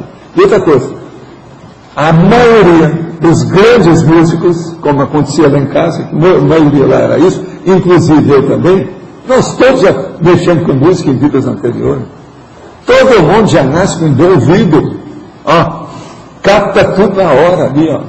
Entendeu como é que é? Eles fizeram meu senso de musicalidade. Meu avô falou assim, um dos melhores da família, é desse menino. É uma pena que ele não gosta disso, não quer entrar nisso. Você está entendendo como é que é? Então, o senso de musicalidade, a maioria já vem com aquilo. Aquilo é, como nós falamos, como é que chama? Ideia inata. A situação já vem, entende? Então, música é uma coisa que, pensa bem, o Pan já tocava flauta há muito tempo, aquela corneta, aquelas coisas todas, isso é da mitologia. O negócio vem desde quando? Parece que Adão e Eva, que eles falam tanto aí, que logo que nasceu, ele gostou do negócio, fez um pouco de barulho, do vento, o zéfiro na árvore, já fez som. Ali já tirou o som. É assim que fizeram, o samba, essa coisa toda, então tem que começar tudo assim. Você entendeu então como é que o negócio é fácil? Agora, o que eu vejo é o seguinte, tudo na vida precisa da pessoa ter organização, ela ter disciplina. Por exemplo, um músico clássico, tocando qualquer instrumento, ou mesmo o homem da batuta, o regente, ele tem que ser bem organizado, porque senão ele não consegue entrosar as coisas todas que ele precisa. Uma orquestra sinfônica bem organizada é matemática, tudo dela é.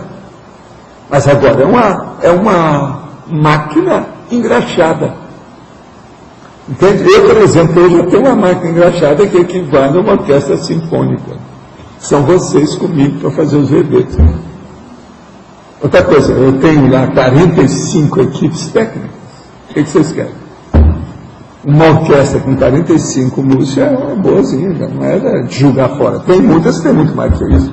Mas com 45, eu já tenho 45 instrumentistas. Fora os extras, porque tem os extras aí que estão trabalhando nessas coisas aí por fora. Tudo é uma orquestra. E essa orquestra é de ideia, e ela é braba, ela exige muito. As tonalidades, as sinfonias que nós concebemos não são fáceis, matéria de ideia. O negócio transcende o problema. Agora, ó, dentro dessas artes todas, a que é considerada por muitos como sendo a mais evoluída é a música clássica. Não é a semiclássica, não, a clássica propriamente dita.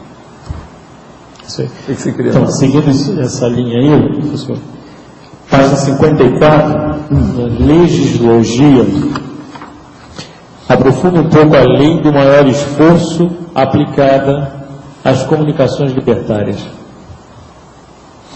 A lei do maior esforço aplicada às comunicações libertárias. Eu, por exemplo, tenho feito uma força danada para usar todas as vias de comunicação em meios de comunicação. Atualmente nós estamos aqui com online, com o processo da escrita, com o problema da fala e outras cositas mais. Tem gente que quer levar isso para a rádio e tem outros que quer levar para a televisão.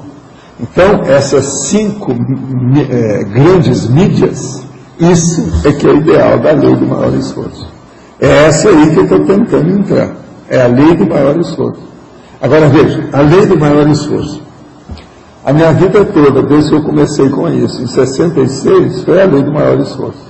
19 anos eu preparei projeciologia. Depois lancei projeciologia em 86. Depois em 794. As viagens que eu fiz, tudo quanto é curso, palestra, reuniões administrativas que eu fiz pelo mundo afora, lugares, países, estados, gente, idiomas diferentes, tudo foi visando essa lei do maior esforço. Uma outra coisa, eu não acho que eu estou com maior esforço, não, porque eu não tenho nenhuma reclamação do que eu faço o que eu gosto.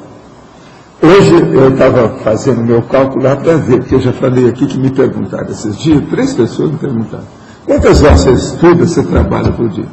Eu falei assim, mais ou menos 14 horas. Agora, hoje eu fui fazer o cálculo, dá entre 13 horas e meia e 14 horas a maioria dos meus dias da semana. Está entendendo? Eu contei. Meia hora por meia hora. Esse negócio tudo que eu estou fazendo, a média. Agora, é lógico, tem os dias que tem que ser fazer o social, quando chega uma pessoa de fora, quando eu vou à cidade, então, uma opção de coisas que aí interfere, diminui. Mas a minha média, que eu estou infernado, vocês sabem, eu estou na minha masmorra, né? Estou fechado. Dá mais ou menos 14 horas por dia mesmo. 8 horas, tem aí que 5, 6 horas que eu durmo, e o resto é conversa fiada, né? Essa conversa fiada, eu não ponho na linha de conta. Você está entendendo como é que é? Agora, então, veja, que uma boa parte da conversa fiada é serviço, é trabalho. Eu sei. Mas, às vezes, é conversa fiada. Por exemplo, se eu vou lá, estou jantando no restaurante, tem uma pessoa, outro assunto, outra coisa, jantar. Aquilo ali é social, faz parte do serviço. Então, isso aí já não é bem o serviço. É esse aí o risco fora. Mas, então, a partir disso, a gente vê que eu faço a lei do maior esforço. Mas eu não posso falar que seja maior esforço, está entendendo? Porque eu não faço muito esforço para fazer isso. É que às vezes a gente confunde esforço com sofrimento. Não tem nada a ver uma coisa com a outra. Gente, se deixasse por minha conta, eu ia ficar escrevendo aqui igual a máquina, sem parar. Enquanto eu estava aqui, nos minutos que eu passei aqui antes, logo que chegou o rapaz, eu comecei a escrever um verbete que eu vou levar em consideração, que é uma coisa que eu preciso de fazer. E eu não vi nada disso. Sabe como é que chama? Intentio recta. É o nome do verbete que eu vou escrever. Intentio recta. Você sabe o que é isso, Martim? Intencionalidade reta. Isso é o nome que eu estava procurando para colocar na intenção, para mostrar a pensenidade retilínea, que é a retilinearidade da pensenologia. Entende? Que é, sob certo aspecto, é o processo da intencionalidade. Agora, intentio recta, isso é latim puro, entendeu? Intencionalidade retilínea. De modo que é perfeito. Outra coisa, vou pôr também a do latim, que é o contrário, que é intentio obliqua. É oblíqua sem acento agudo. É do latim, é igualzinho. Então, veja, estudo, o meu caso é assim, eu estou estudando, estou lendo, estou pensando, converso com uma pessoa, falo aqui para vocês, vocês já viram que de vez em quando eu anoto as coisas? Estou sempre assim, ó. Eu sou assim. Eu me criei assim. Eu sou desse jeito, quer dizer, eu gosto de fazer isso. Outra coisa, eu sou burro, né? Eu estou tentando ver se aprendo uma coisa todo dia. Isso é aquela história antiga lá de vários caras desses que falaram, inclusive o Valdo Emerson, aquele cara que eu sou xará dele. Se o seu dia terminou e você não aprendeu nada novo, você perdeu o seu dia. Isso aí vem dele, vem do Samuel, esse povo tudo antigo, aquele Samuel antigo, sabe como é que é? De modo que eu sou desse povo, né? O meu caso é esse. Então, ó, eu não tenho muito mérito nessa história, não. Entendi. Não tenho. Outra coisa, quando eu canso de uma coisa, eu mudo para outra. Mas eu canso, eu mudo assim, 6 para meia dúzia. Eu praticamente não mudo. Você está entendendo? Entende? Eu mudo o serviço, que lá no fundo é a mesma coisa. Mas não é a mesma coisa para mim na hora. Você está entendendo o que quer dizer? Então, por exemplo, eu estou digitando. Não. Aí eu começo a fazer uma anotação que eu tenho que consultar o dicionário, eu tenho que ver o livro e tal. É a mesma coisa, mas não é a mesma coisa. Entende? Isso é muito importante também. Entendi. Você entendeu? Entendi. Mas, olha, deixa eu só acabar aqui essa situação. O senhor poderia nos dizer se na nossa próxima série X existirá ainda o processo de tertúlia para que intrafisicamente continuemos com o nosso curso intensivo? Eu, para mim, vai ter, mas vai ter coisa mais evoluída do que isso. Engraçado, foi ontem eu falei isso aqui, né? Alguém perguntou. Vai ter coisa mais evoluída até lá. No próximo século, as comunicações vão melhorar. Não vão ficar assim, o povo brigando aí com o Google e todo dia aparecendo uma novidade, não. Precisa dessas novidades, assentar aquilo que seja melhor. Todo dia tem uma novidade, que é para ganhar dinheiro. O dia que diminuir um pouco esse capitalismo selvagem, essas coisas também vão assentar mais e ficar com o melhor, o prioritário. Existe estudo no sentido da prova da conscienciologia ser realizada através da internet? Que a turma não está aí. O que é que você acha? Tem? Fala aí. Tem estudo. Explica ainda aí. Não vai ser possível para essa próxima, mas tudo indica que para o outro ano, sim. Vai ser, né? Vocês já estão estudando, já desde o ano passado, eu lembro. Já tem a tecnologia aí para isso. Outra coisa, em nossa intermissão, no próximo curso intermissivo, poderemos assistir uma possível tertúlia tal como está acontecendo hoje? É outra pessoa que está perguntando mais ou menos a mesma coisa. Não, é mais ou menos o mesmo. Esse aqui é porque misturou ali. Ó. Ele perguntou 2 vezes que ele não ficou.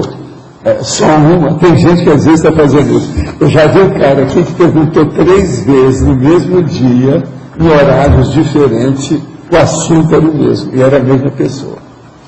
Se eu poderia explanar fobiologia, página 54, do nome do atraso, heterocriticofobia e autocriticofobia.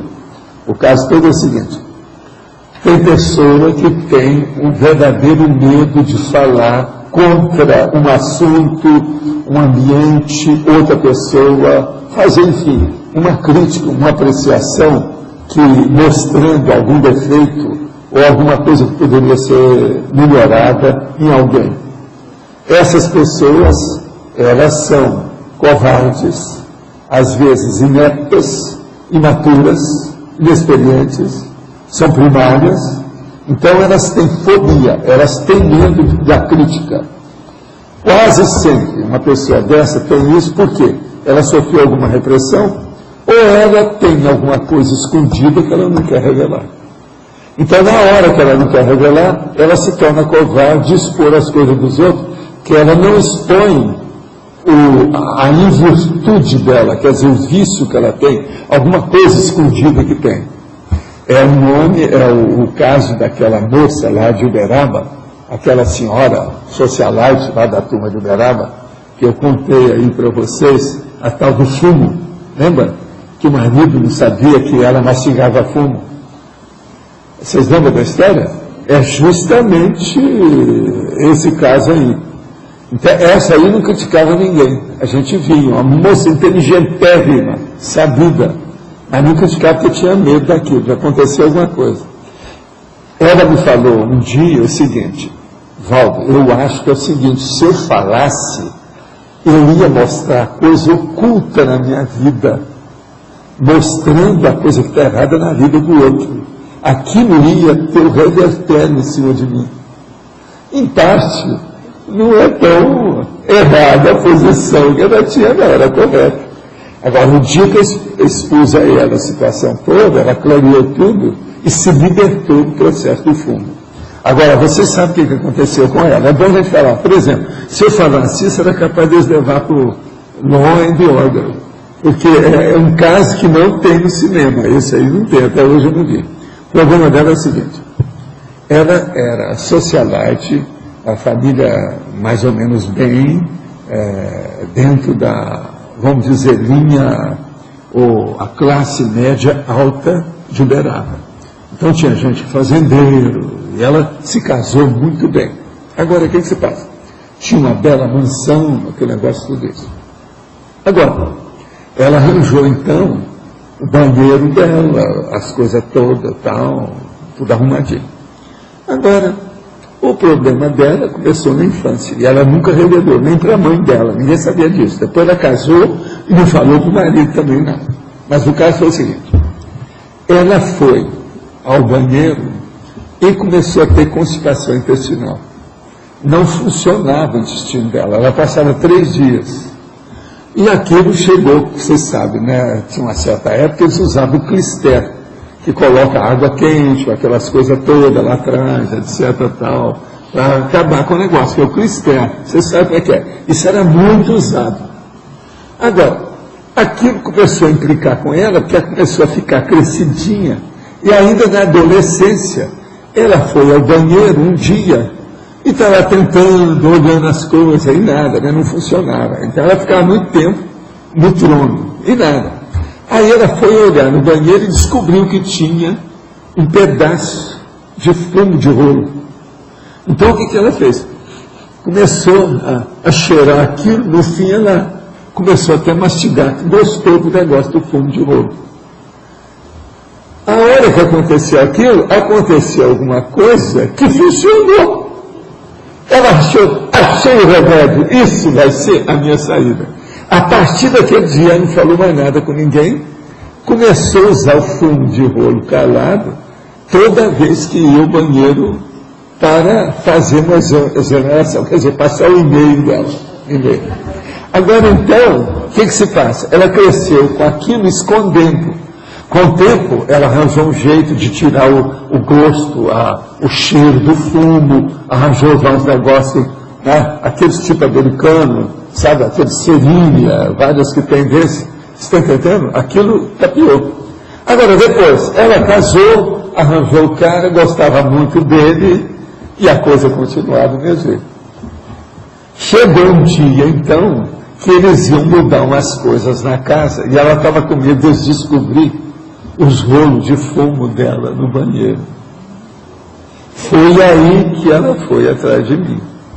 Assim, eu não sei o que fazer, Valdo. Eu já vi que você ajudou fulana, você ajudou fulano. Me dá um jeito, me dá uma ideia, o que eu vou fazer?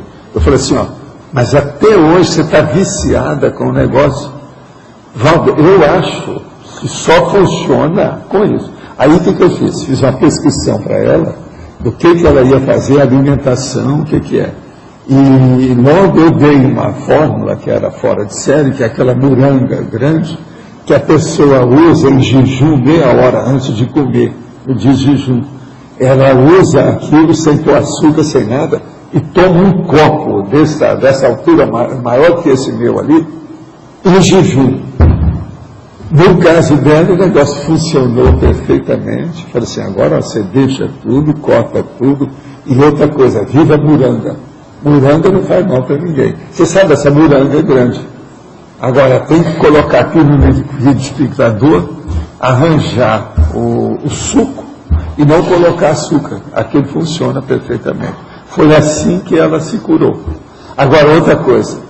Ela ficou tão feliz com as coisas que depois falou assim, agora, eu estou muito feliz com tudo isso. Falei assim, uma coisa que você podia fazer agora é o seguinte, você vai falar para o seu marido para vocês fazer uma viagem ao exterior. Para você ter uma visão maior das coisas, porque você ficou muito presa a essas coisas suas. Aí eles foram fazer viagem. Iam fazer, conhecer Paris, Roma, London. Eles iam por todo lado. Porque o homem tinha dinheiro e ela não tinha. Você é uma socialite de porta de cadeia, quer dizer, não tem valor nenhum. Você nunca viajou, você nunca foi para o exterior, você não viu nada disso. Socialite que se preza. Tem viagem, e uma viagem bem feita. Você pode aprender uma viagem dessa ao exterior bem feita, equivale a uma biblioteca que você vai ver. E ela fez. A vida melhorou. Ela ficou mais alegre. Passaram a temporada, encontrei com ela e perguntei, como é que vão as coisas? Ela falou assim, sabe o que meu marido perguntou? O que houve comigo? Que veio me perguntar, porque eu estou mais alegre, estou mais viva. Parece que eu arranjei mais vivacidade na minha vida. Quer dizer, o negócio neutralizava totalmente a vida dela, a fobia do problema, sabe como é que é? Agora, gente, por que o senhor não incluiu no verbete a parateletertúlia? Você pode incluir aí para a teletertúlia. Ela quer que coloque aí. Ele quer que coloque. Tá boa. Bom, sim. Aqui. Sim. Primeiro eu queria dizer, por exemplo, eu sou um ex-teletertuliano, né? E eu lia muito com as histórias que você acabou de contar. Elas são muito educativas e também fazem bem, né? Eu, quando estava vendo lá em casa, eu fazia muito bem para o meu humor, eu ria e tudo mais. Com essa história que você acabou de contar agora, né? Que eu acho que tem vários níveis de entendimento dessa história. Então, e uma outra coisinha é o seguinte, eu estou lendo aqui na página 56, é um problema lógico de generalização. Você está falando assim que o tertuliano incógnito é sempre a pessoa problemática, né? Então, estou pensando que o tertuliano, que ele é incógnito porque ele dá para se comunicar com o nosso aqui, né? É um problema. Não, ele não dá porque, por exemplo, uma senhora de 60 anos... É um problema. Sempre é problemático. Mesmo aquele que é bonzinho, tudo é um problema que ele tem. Se ele é incógnito, é um problema. Mas ele... Agora, por exemplo, não, vou te dizer para acabar com isso, para liquidar com a sua, mandar você para o escambau. O serenão teletertuliano, incógnito, divido, é problema. Ele não é problemático? Ele não é. Você entendeu o que quer dizer? Se ele é incógnito, ele é problemático. A melhor coisa que tem na vida, gente, é a gente poder falar do jeito que eu falo, tudo, meu respeito, não tem nada para esconder.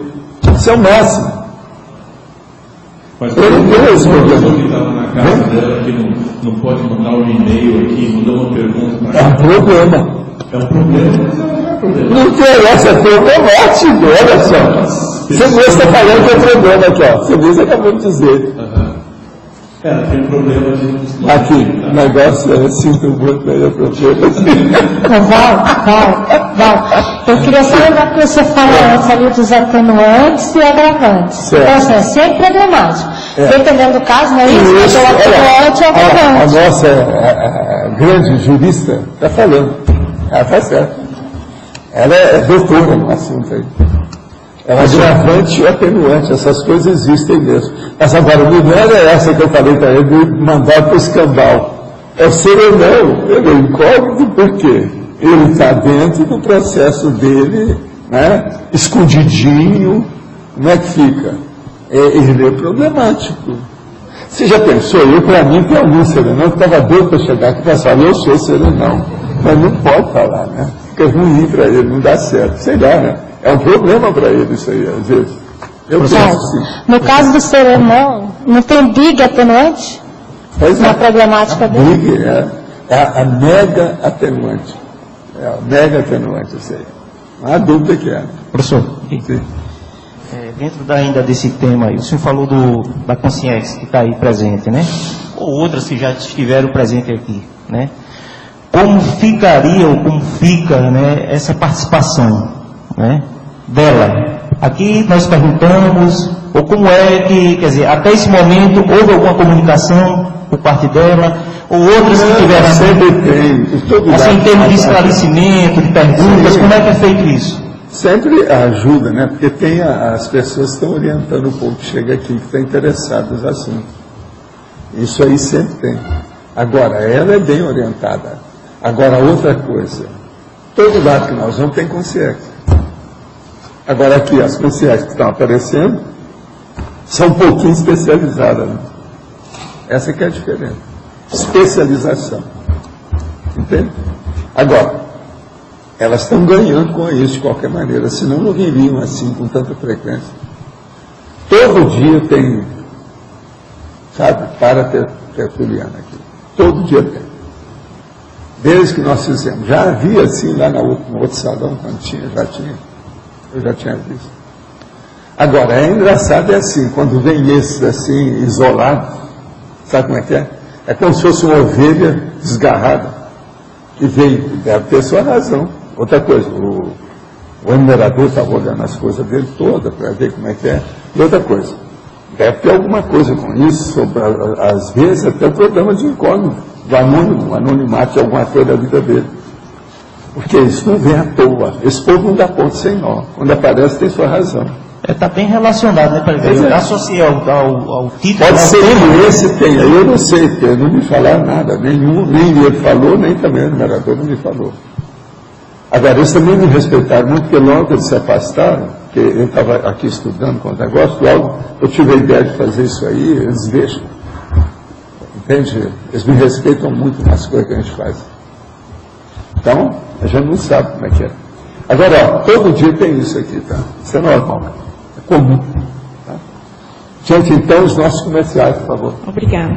As pontuações da tertúlia de hoje foram 43 assinaturas no livro de presença, 18 perguntas presenciais, 23 perguntas respondidas online, 26 votos presenciais, 11 votos online.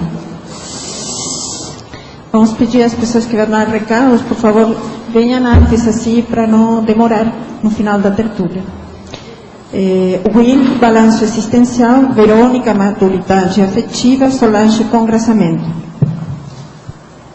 Gostaria de estar reforçando o convite para participar do 8º balanço existencial, que ocorre no Carnaval, agora em 2010, no dia 13 e 16 de fevereiro. O objetivo do balanço é estar trabalhando com o projeto existencial de cada pessoa, seja lá porque tem um momento de estar refletindo, um momento para dar uma parada, estar repensando um pouco o que pretende realizar nessa vida e estar repensando a sua proex. Tem várias atividades, na verdade a semana tem um acoplamentário que vai estar ocorrendo logo após o balanço existencial, então tem várias atividades que a pessoa pode vir estar aproveitando aqui em Foz do Iguaçu. Também tem uns espaços para a pessoa poder estar assistindo as tertúlias durante todas as atividades. Ok? Estão todos convidados. Qualquer dúvida, questionamento, vocês podem estar entrando em contato aqui com o CAEC, pode ser por telefone, ou pela internet, ou diretamente na Apex também, que é www.apexinternacional.org, onde tem toda a programação do balanço. Ok? Obrigado.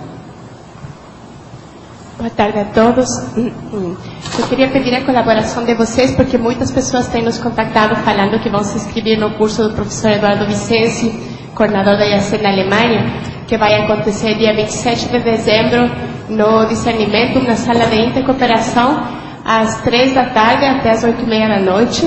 É um curso sobre afetividade madura, maturidade afetiva, que tem atrás vários anos de pesquisa bastante interessante. Mas estamos com um problema porque aquela sala ela tem uma lotação máxima de 25 pessoas e a gente está vendo que possivelmente vamos ter a necessidade de passar o curso para auditório.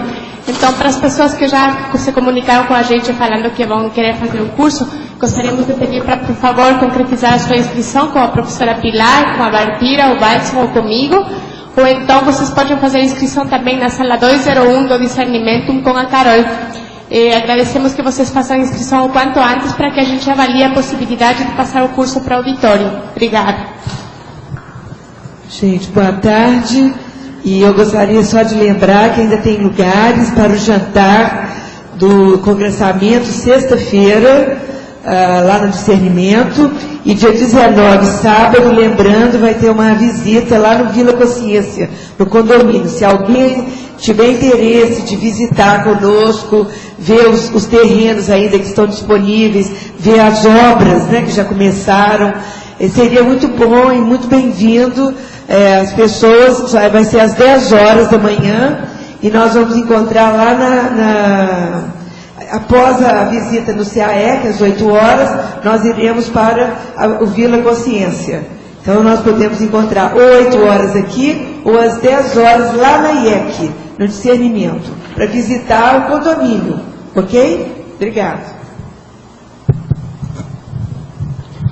O verbete eleito para amanhã foi retificação, que ganhou com 10 votos, e a especialidade é reflexologia. Obrigada e boa tarde a todos.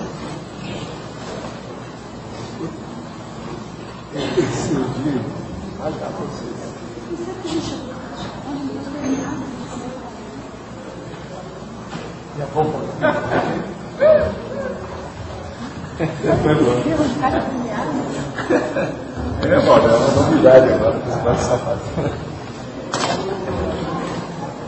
escuta, quanto é que eu tenho que te dar lá?